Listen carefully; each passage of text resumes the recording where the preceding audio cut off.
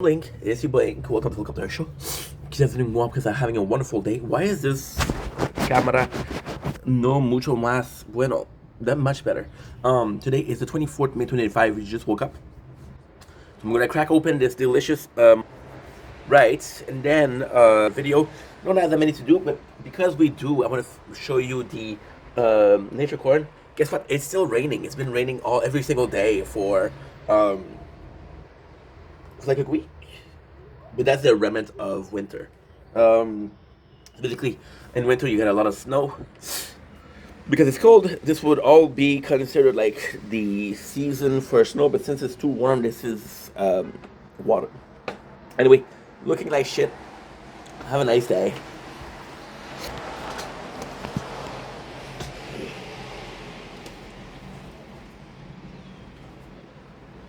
Tell me, I'm so humble.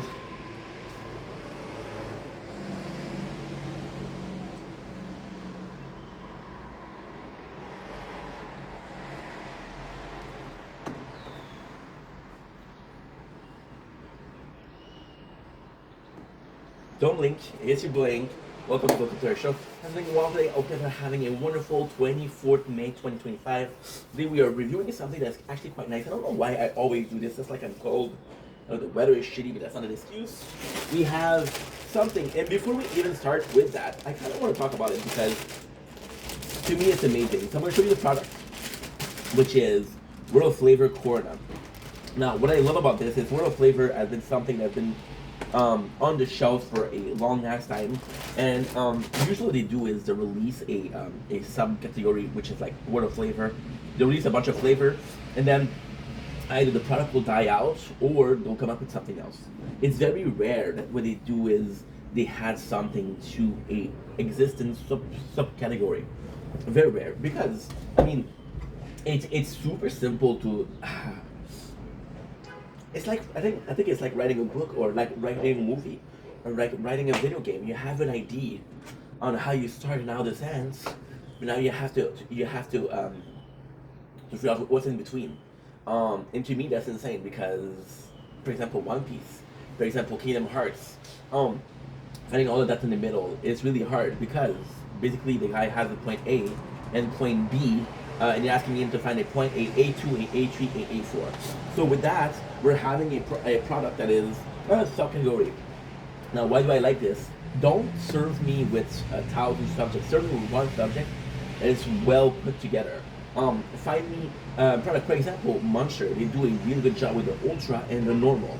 Now they start having Reserve and Rehab, and I'm like, okay, well, you know. But if you look at those two, there's almost countless. There's countless flavor. I would have to add the Java flavor because it's coffee. And there's not enough flavor to it. The World of Flavor, the coolest thing to do is I never had corn now.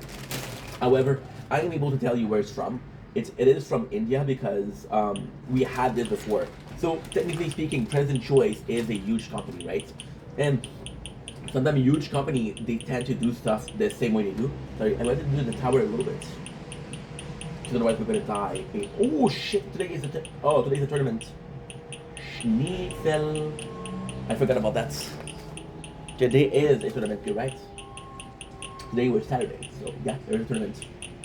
They tell me keep it special. I tell them shake my head. I need to do something. So for example, last summer I had a chocolate. It was also from the very same brand. Something with some cardamom and this little elephant. Yeah, so we had a chocolate and it was President Choice. There was cardamom, which is usually a queen of spice. If you go to India, cardamom is the queen of spice. There's whole markets. There's whole market for cardamom. So something kind of huge, would you say? So they had a little elephant, which possibly means it's from India. I don't know. I know in India the cow is a religious animal. I don't know how they perceive the elephant. We have Indian inspired with aromatic spices and into creamy coconut flavor. So this is actually kind of cool. Now this would explain a lot. So for example, what I'm seeing here, and I fucking love this. Design wise, I love this. Because you see this plate, and it's a big bunch of nothing. It's a big bunch of, what is that?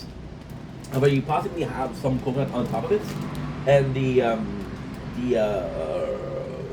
it's possibly like a curry or something.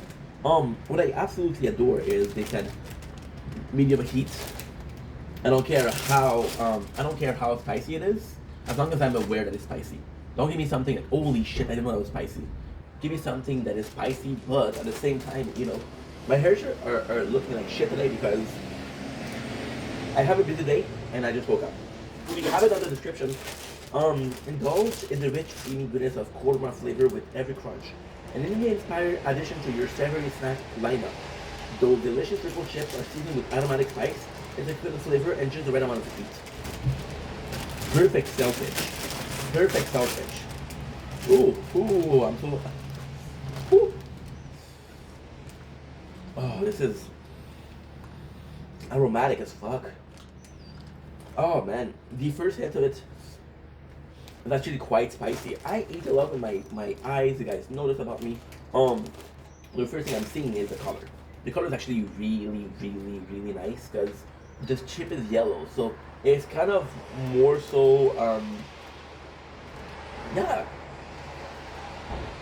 The chip being yellow, most chip company will change color. So because the potato chip is yellow, people will see yellow chip and say, "Oh, it's not flavored." So people will go with a lot of red, a lot of green. This one is actually nice. It's got a lot of spices on it, which I love. Enough with the talk. Let's go with the snacks.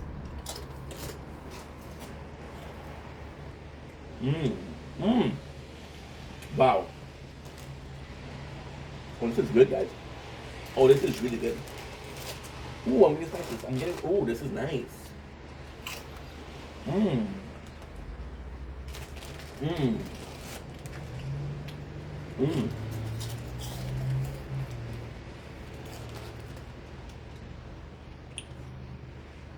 This is really nice.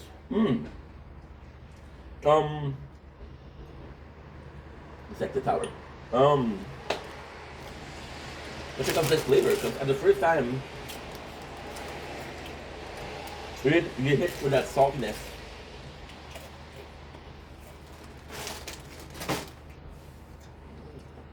A lot of spice that you don't know what it is. And there's a bunch of flavor, but it's really salty. I almost feel, I don't know why, but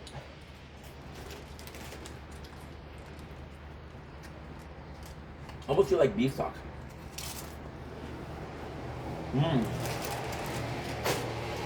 And then, possibly one of my favorite chips. Possibly one of my favorite chips for real. Wow.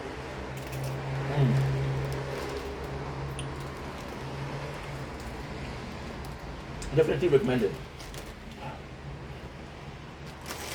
Definitely recommended. Wow. Yep. And that's because there's so much flavor, right? At some point,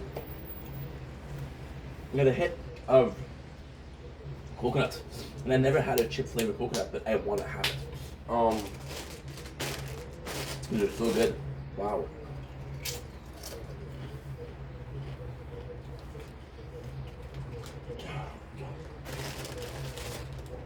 The coconut overpower everything. First of all, it's sweet, which I really like. It's also creamy, but you really have coconut flavor in your mouth.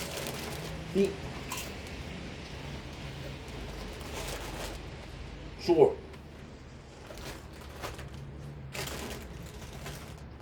And I'll be super sincere.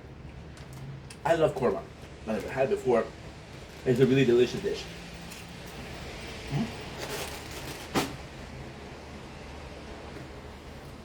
I love the flavor. I love the spices. Some really nice stuff. However,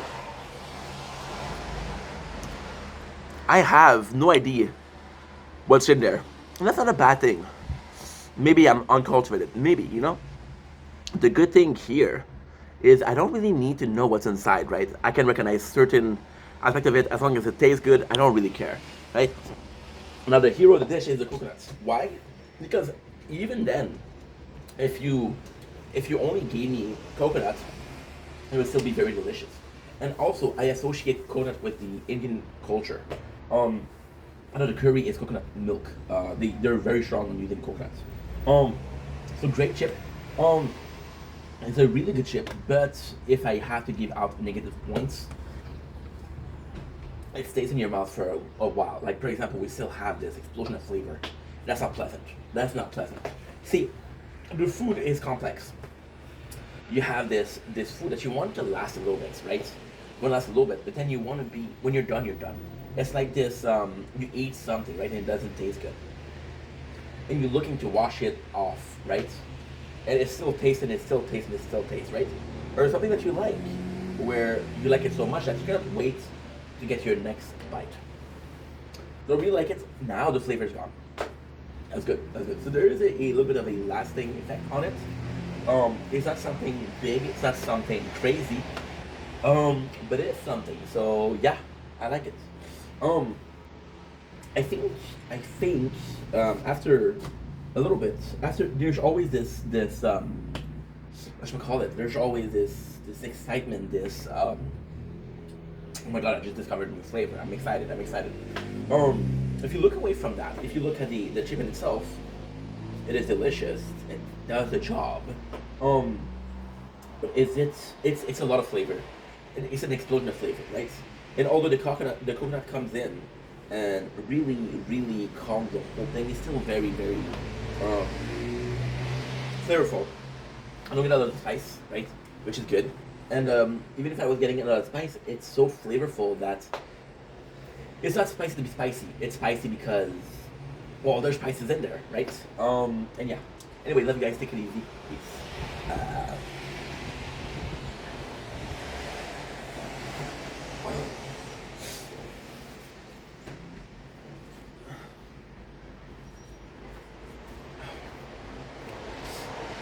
Don't think it's your boy.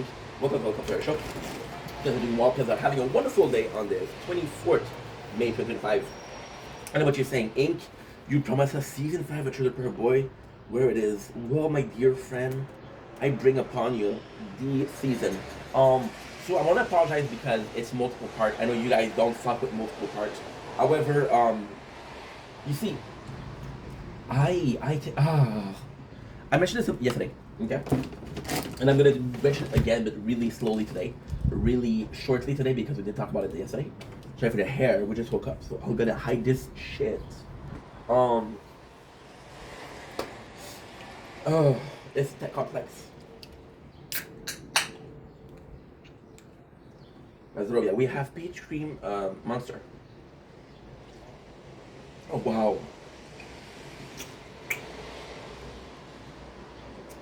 It's super good. Super good. Um, with Trailer Park Boys, I'm in this very emotional position of this is the last time I'll watch this. See, take take Ink 2 years ago, maybe 3, I don't know.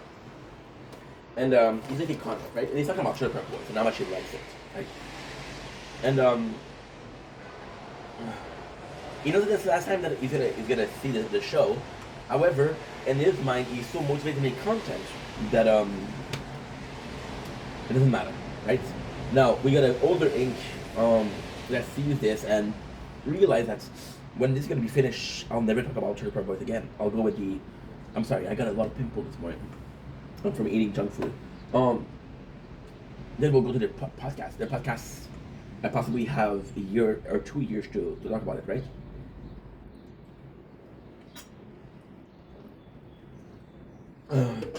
This is so good. So yeah, so I take my time. And if you're not happy, well, I'm sorry, but that's life. Okay. Now we got, if I'm not wrong, I think it was season 5, yeah. Season 5 episode 4. Your problems in your head. Ricky, Julian, and Bubble helps Ray. Okay, cool. It's so fucking such an important episode. See, which her boys were met with a immovable rock being pushed by immovable force. So you're used to seeing the boys in the worst situation, and when it does happen, you're like, you know what? It doesn't really matter. It doesn't really matter. Um, so then when Ray trailer burned, you're like, okay, well that fucking sucks. But at the same time, I didn't even know that Ray had a trailer. I didn't even know that Ray was close to buying it. There's mention of Ray's trailer, but we never get to actually see it. The only trailer that we see is June trailer, right? Um, so when you introduce the feeling of the Ray's trailer, and they did a really good job, but not enough of a good job. They did a really good job into introducing in season 5, episode 2. Yes, Ray has a trailer, and yes, it's bought. But you gave me an episode and a half until you burn it down. I didn't register. I didn't register, as Bubba would say. This right. So when it's burned down, I'm like, I don't give a fuck. I don't give a fuck, Ray. So it doesn't really matter. So then you realize that it's not so much about the trailer being burned down. It's everything that's involved in it, right? At the end, we still have the boys. That's the one thing that the boy had. No matter how fucked the situation is, right? No matter how fucked it is, it still happened. And there's in this episode, there's so many moments that are really, really, what can I say, impactful. So for example, Ricky burns out the trailer yesterday because it was fucking Lucy. And then Bubble says, "Yo, I think I burned out the trailer." And at first, Ricky was avoiding the situation, and then when Bubble says, it was like, well, if Bubble wants to blame himself, I'll allow him to blame himself, right? Which is an asshole-y thing to do. But at the same time, you kind of understand where you're coming from, right? Bubble feels really bad about it. And Bubbles already came out and said, hey, I did it, right? And people, sometimes they're only looking for culprits. It doesn't matter what you do, as long as they have the culprit, don't be mad, etc., right? Again, it doesn't, oh shit, 6 is 33. They're still good, but not enough. Fuck. Tell you the tower, it's a lot of work. It's gonna be priority time. It's gonna be priority because there's only a couple hours before we get to another, you see? Fuck. 29, we're still good, but fuck, I'm dumb. Oh, I have to check out the guild. The guild's about to be finished. So when Ricky does that, and you see, this is the beauty of a show like Trailer Boys. You don't expect to have these huge debate on psychology, right? If somebody feels guilty, no matter if they did it or not, they feel guilty. The simple feeling of feeling guilty will make them guilty. For example, somebody, your mother gets her purse stolen. The craziest example, right? And then you don't know who stole it, you don't know when they stole it, but you were supposed to go with her, right? Or bigger than that, let's go with Spider-Man. Spider-Man with Ben Parker, right? He actively left out the guy who killed Ben Parker, his uncle. So Peter Parker, to find his costume. This is ADHD, by the way, and we just woke up, so give me a couple minutes to wake up. Ben Parker, which is the uncle, the father model of Peter Parker. Peter Parker goes into wrestling to find his shit with Tobey Maguire, right? And then there's this guy, right, who's like, yo, he said the money of his manager. Manager's an asshole, so Peter Parker left him, and he does it kind of as a revenge of, you're an asshole, you deserve to have your money stolen, right? But now the thief ends up killing his uncle. Now, Peter Parker never had an idea that he was going to kill his uncle. The guy, there was no chance that this could happen. It's just a sad piece of evidence of, how, you know what I mean, right? And his uncle was just at the wrong place at the wrong time, right? So Peter Parker didn't have to carry the fact that his uncle was killed, but for the longest of time, Peter Parker felt guilty about Ben Parker's death because, once again, he allowed the murderer to get away, right? But the reality of the moment is such a beautiful thing because it's such an important lesson. Peter Parker at the end kind of he finds out who killed Ben Parker, and he has him cornered, and he has a chance to kill him. Right, the famous thing about uh, uh, Bruce Wayne not killing. Bruce Wayne lost his parents, which made him Batman. What if he found a killer? Well, he did find a killer. Would he kill him, right? So yeah, so this is quite important. So Ricky, going back to Trailer Park Boys, um, even if he said no, it's not Bubble, it's me, would I really change it? And Ricky also says it. And with Ricky, there's this. I'm sorry, it's a character. Who gives a shit? There's this simple, innocent, ignorant truth.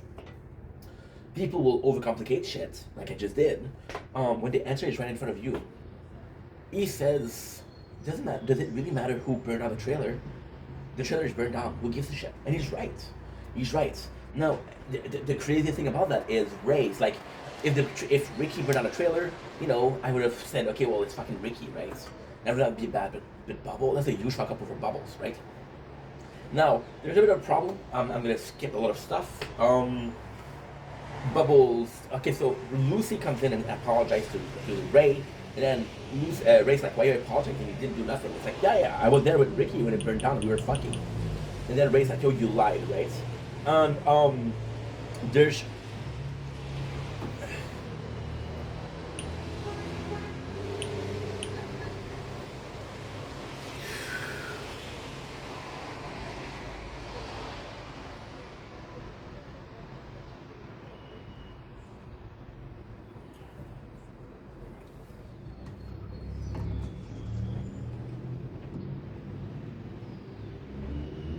Oh my god, I'm fucked. I'm fucked. Dude, we just pressed the button. I promised you guys that I wasn't gonna stop this video. I'm so sorry, fast fingers. So what's going on? A little bit of side tangent. This is just Trailer Park Boys. A little bit of side tangent. What's happening is we have this playthrough, which is the tower, this playthrough, which is the tower, the playthrough, which is the tower, right? It's a bit nerve wracking, but it doesn't really matter because it's a game that is super simple. Now, on days like today, right? It is even more stressful. Why? Because we have a tournament. Tournaments are bi-weekly, and they're just a way to prove that you're good. And if you do good, there are good rewards, right? That's kind of important. So that being said, going back to it. So Lucy comes in and she tells Ray, "Hey, we did it, right?" And then Ricky, it's so fucking funny because this is such an intense moment. Bubble says, "I'll never forgive you, Ricky," which is the biggest fuck up, which is true. But there's also this really cool moment where Ray, and this is the beauty, in my opinion, this is why Trailer Park Boys is so great because it's fucked. So Ray's lies about being on disability, right? And again, which is really cool is we saw Ray and I'm facing this humongous problem as a content creator, and I know we're doing a lot of side tangents. I got ADHD, but with Trailer Boy in particular, is I know the show so well. I know every single characters. I know their storyline. So there's a fine line. We'll call it Alice in Wonderland. There's a fine line where I don't know what's I just saw and what I already know. I don't know what I just learned or what I already know, right?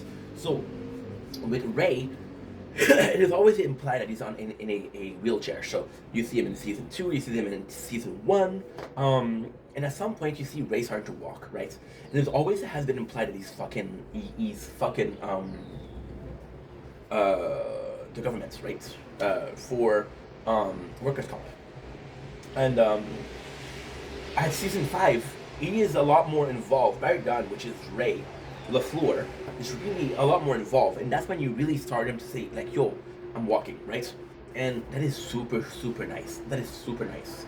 For example, in this episode, there's a real proof that he's walking, and there's a moment in there that is truly brilliant.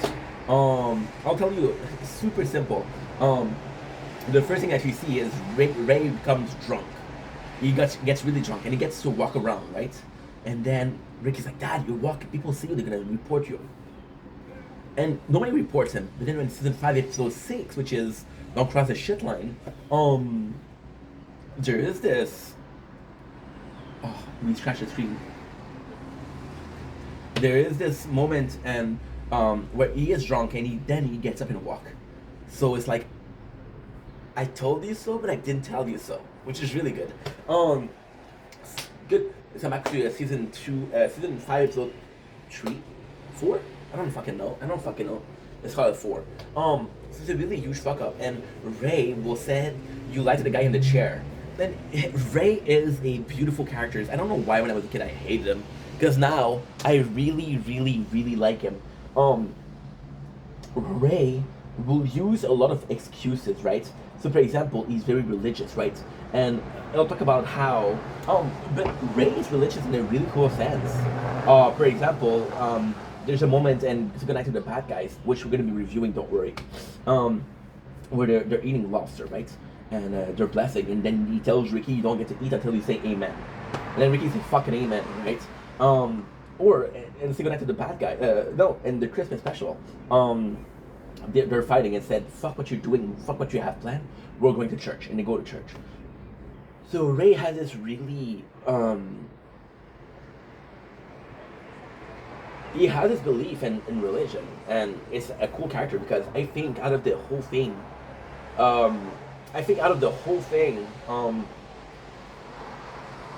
he possibly is the most religious guy, right? And even Ray, why I like him so much right now, and that's the craziest thing because when I was younger, I loved J-Rock, and I don't like J-Rock anymore. Yeah. So you get to like characters and you don't like them after a while. I don't know why. But probably your perception change. Is you see Ray in season 1, he's the father of Ricky. He doesn't really have seat. He's just the father of Ricky, right? And the first episode where I really start liking him is the Bible Pimp, right? You guys remember season 2, episode 5? He talks to Ricky about things like, yo, Dad, can I get money? I need to take out Sarah on a date. I love her. And it's like, okay, well, if you do that, we're going to be reading the Bible every single day. And you see what's crazy is, this is one of my favorite moments of Ray.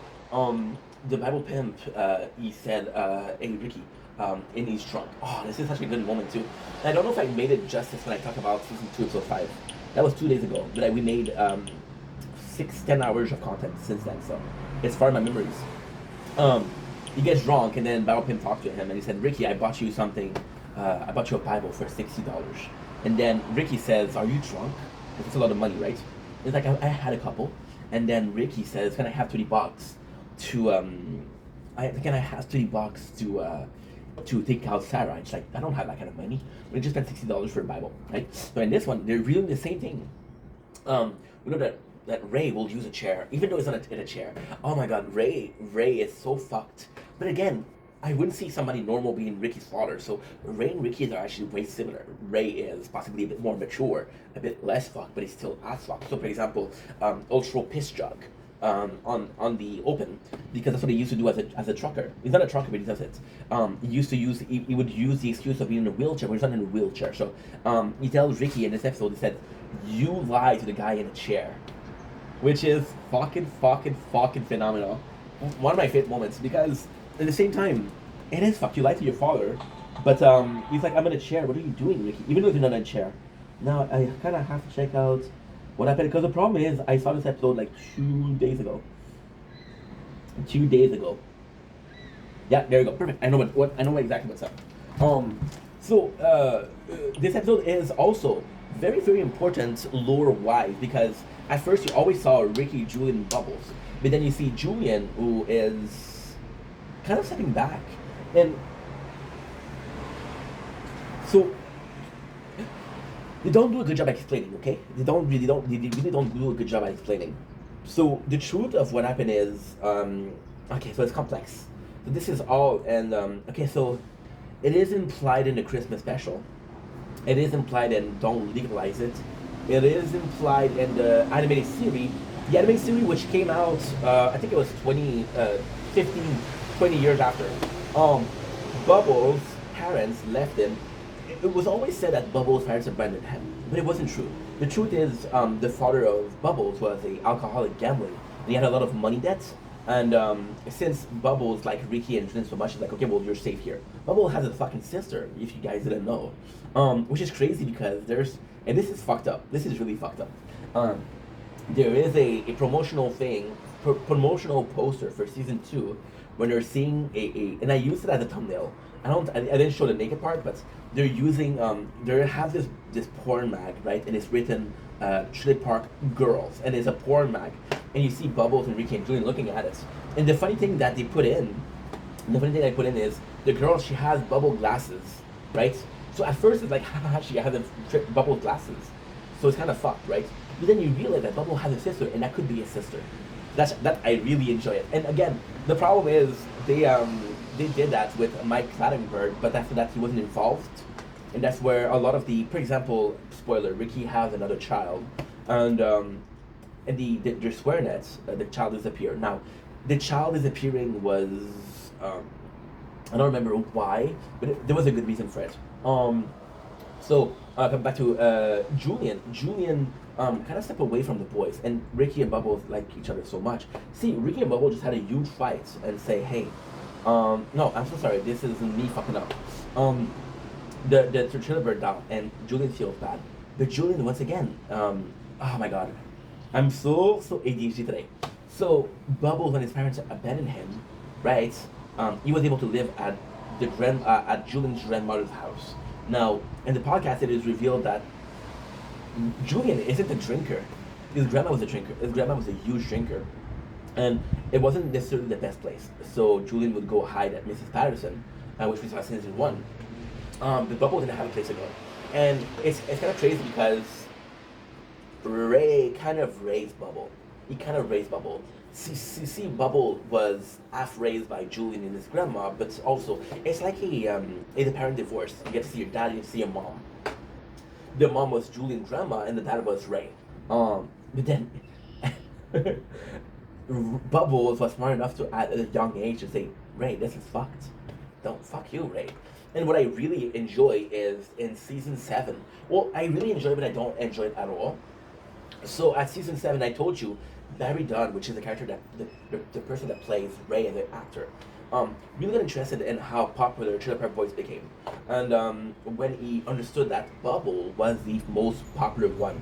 See, I think that everybody preferred Julian in season 1, and I think at a point everybody preferred Ricky, but then Bubble is a character that is Trailer Park Boys. If you guys didn't know, is a comedy, and he's the funniest character. So people often should go for Bubbles. And then when Barry Dunn realized that Bubble was the favorite of the public, he created this relationship with him, right? So was this relationship a lore-wise or a need for Barry Dunn to be popular? I don't know. I think as a kid when I learned that, I think that's why, because I don't remember why I didn't like Ray. I didn't like Ray, but when I saw it, so okay, let's put it like that. I told you guys that I used to watch Trailer Park Boys every single year, right? Every single year. So when you have it every single year, you don't have time to digest the information. So you watch it again, and you have the same opinion. For example, you're gonna watch. I've been listening to the audiobook of Harry Potter every single year since I was since I went to the apartment, so 20. Because it's just good, and it's just good for work because I think it's 80 hours. They're a whole week of work at time to speak. So for the whole week, I don't have to worry about, hey, what's going on. For example, Lord of the Rings. I do like the movies. I like the book. I love the movies. The movies are special to me. But they're 30 hours when you put it. So when I go to work, I know that for 15 hours, which is 2 days, by the way, 2 days of 8 hours. I know that for 2 days, I don't have to worry about changing song or changing podcast. I got something from start to finish, which is good. So yeah. So with Trailer Park Boys, I didn't really take a break from that, and it's always a preconceived notion. I like him. I don't like him. I think as a kid, I liked Ray, or maybe I didn't like Ray because of my father, and we didn't have the best relationship. But then as a young adult, when I really started watching Trailer Park Boys, again, I was in an apartment. I didn't have Wi-Fi, so I downloaded the videos. I learned what happened with Barry Bonds and how he was kind of there for fame, right? And like, fuck that guy, right? So yeah, it was just that. It was just that. But in this one, I really, really like Ray. So then Ricky and Bubbles, they feel bad. So Bubbles feel bad. I think Ricky feels bad a little bit, but he has a secret, right? So they go out to get his whatchamacallit, to get his camper, yeah. Because Ray used to be a trucker, right? And what is really sweet here, what really, really sweet is, they have to rob a liquor store, and Bubble says, "I don't want to rob a liquor store," and Ricky's like, "I know, but we have to." And this kind of, to me, there's really this brother. It's like those brothers that's they they've been together since a young age, so they enable each other. With Julian, I really feel like Julian is a bigger brother to Bubbles, and to Ricky sometimes, absolutely. But with Julian's, there's never a point where I'm like, oh, they're brothers. See, it's like it's ADHD. Forgive me. It's like this. And I'm not gonna say weird. I'm gonna say it because it happens often. Um, it's like this. These two siblings that have years, and I do mean years apart. And you're like, holy shit! I didn't know you were siblings.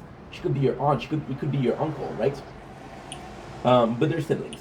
So with Julian, it kind of feels like that. It kind of feels like, yeah, they're siblings, but there's a huge disparity. With Bubbles and Ricky, they're both kind of fucked, so it's the same. So they get a camper. Now we get the first scenes, or the first instances of Julian training Corey and Trevor, which again is kind of nice because you introduce this concept in season 5, episode 1. You don't have to repeat yourself and say, "Hey, I'm gonna train you," right? You're just training, and then he tells Trevor and Corey, the trauma's in your head. You think that you're gonna fuck up, that's why you fuck up. But in reality, you guys wouldn't fuck up, right? You just believe it. You just believe so little in yourself that when it happens, which I really fucking love. Don't tell me, oh, I have this childhood trauma. Give me a good reason, and as long as it's a reason that makes sense, I'll buy it. I'll buy it. I'll be like, you know what, makes sense. They train them, and they have this VLT, and they print tickets, and then they copy the tickets. Now, again, this is an instance of Julian copying people. So you see Ray being, and it's so fucking funny because in last episode when they burned down the trailer, Ricky, Julian, Bubbles, Corey, Trevor, they go to have a drink. So Ricky asks Julian, like, please, dude, can I please go stay with Lucy? I want to get back to her. Julian's like, okay, whatever. And then it's sweet because dude, I love this episode so much. Season 5 is underrated. My favorite episode from season 5 is Don't Cross the Shit Line. To me, this is such an emotional episode. We'll talk about it later.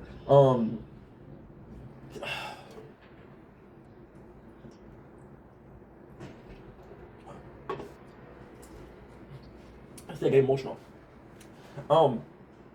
So Julian's like, yo, these machines are rigged.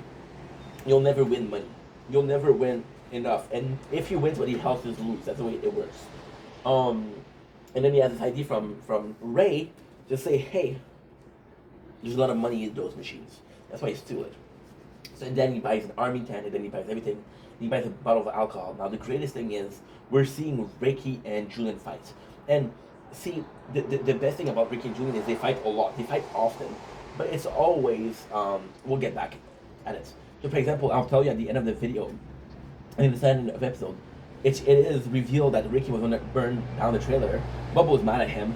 Ray is mad at him. And Julian tells, that's fucked, Rick. That's fucked. And you never heard Julian say that, even though he knows Ricky the best. And that's kind of cool. And then they fight. And the funny thing about the fight isn't the fight itself, isn't how fucked it is, isn't that their best friend fighting. The fight is actually quite important because it shows how bad the situation is. Where in a perfect world, these two friends have each other back. Right? But now the world is so fucked that they cannot, they have to figure out something. And then they fight, and then Julian gives a bottle of rum to Ray. You know, he bought it. My apologies. Holy shit, I made a mistake. No, I'm good. I'm good. And it's so nice. It is so nice. Season 5 is amazing. Season 5 is amazing, not in the sense of how good it is. It's amazing because it's such a. You explore the world. Well, you explore the world of Tripper Boy so much, but there's a reason for that. If you look at season 1 is 6 episodes. This one is 10 episodes, so almost double. Yeah. So then they fight, but the funny thing about the fight is that Bubble gets mad, right? And it's like, yo, please stop fighting. And then Juliet's like, don't worry, who got your belly? So for Bubble, this is like a affection sign. It's like, who got your belly? Who's got your belly? And he made fun about it in Shit Rocker, which is, again, 2020, 2022. And which is really cool. And then Bubble and Ricky's like, no, I got his fucking belly. And then Juliet's like, I got his fucking belly. So they even fight about that, which is really cool. That's it for season 5, episode 4. Season 5, episode 5. Jim Leahy is a drunk bastard, and it will never change. So again, really cool moment of, and I want to picture this. I want to point this, and I never talked about it before, but Phil Collins finally gets his place. And Phil Collins is kind of cool because Phil Collins is calm, right? And the funniest thing is, so I didn't even talk about this at all, and it wasn't important. I'm not gonna say, oh, dude, I forgot to talk about this. I'm such a fuck up. But still, Leahy has a problem with drinking, and Randy has a problem with cheeseburger, right? So they both go out. They both give up their addiction, and then you got they got a more normal lifestyle, and because they got a more normal lifestyle, Phil Collins joined them. And Phil Collins, when you look at it, he's matching well with the energy of Leahy and Randy. And there's even talk in this one, which is super funny. It's super fucking funny. So Randy's like, I didn't have a cheeseburger in days. And then Phil Collins like, no cheeseburger, that's crazy talk. And even later, when Philadelphia Collins becomes a more important character, you realize that he's the father of Jacob. And the craziest thing is, Jacob has been a character since season 1. Phil Collins has been a character since season 1. There was no telling that they were related, but still the fact that they're related, it's working well. And then cheeseburger, Phil Collins says to his son, have a cheeseburger. Cheeseburger has been good for me, they'll be good for you. It's completely fucked, but I love it. Season 7, it's more memeable. It's not as good, it's memeable though. Jim Leahy's always a drunken bastard. So Jim Leahy promised people that he's drunk. Now, I'll be completely clear. Do I believe that Leahy has been sober? At one point in between season 4 and season 5, yes. Did he start the season at like a drunk? No. Because if you guys remember, he went to a mental hospital, right? Where he didn't have a drop of liquor. So there is a possibility that at some point he got cured from his alcoholism. And Leahy would always blame his alcoholism and because of Ricky and because of Julian and how shitty the park is. And the truth, I don't know because Christmas episode, which is the prologue, he's already drinking, right? And the boys aren't fucking around.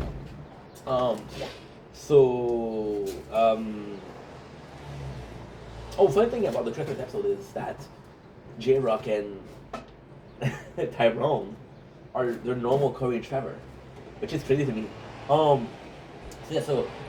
whole episode is about Leahy, and it's kind of cool because they slowly showed it off. They're like, dude, he calls him Bobandy, he talks about liquor, he goes to a bridge game, but he doesn't play bridge or he doesn't bring his card. There's even an episode where they go to this bar, right?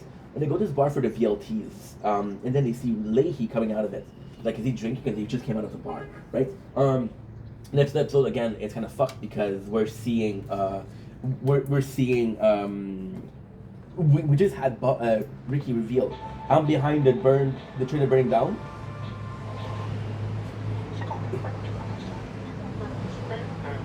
No, wrong episode.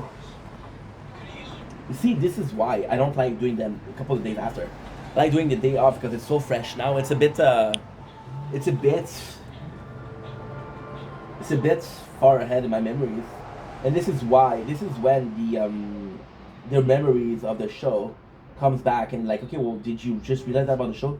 Is it the review that you just did, or is it something that you remember? We have how fucked it is. The trailer is still being down. You got Bubbles and Ricky making peace. Bubble forgive Ricky, and the nicest part here is he doesn't forgive Ricky because he did forgive Ricky. He forgives Ricky because the situation is so fucked and he doesn't have a choice but to forgive Ricky. They're fucked. They're completely fucked. Ray preferred. So what I didn't say is they bring his camper, and Julian had the army tent. So because they had this camper, Julian used their army tent, and people will say, like a lot of people, they say, oh, it's kind of shitty that you give a present and down, kind of shitty that you give a present, but you take it back. And in this case, it's not shitty. It's because Julian and Ray fight so much that it's possibly better for everybody that he has this situation. Give me a sec. Okay, so we have this. We have Ray starting to drink again, which is good. But rather Ray drinking than gambling. We have Leahy, and in this one, you see that's the craziest thing. I didn't even realize it, but on a deeper note,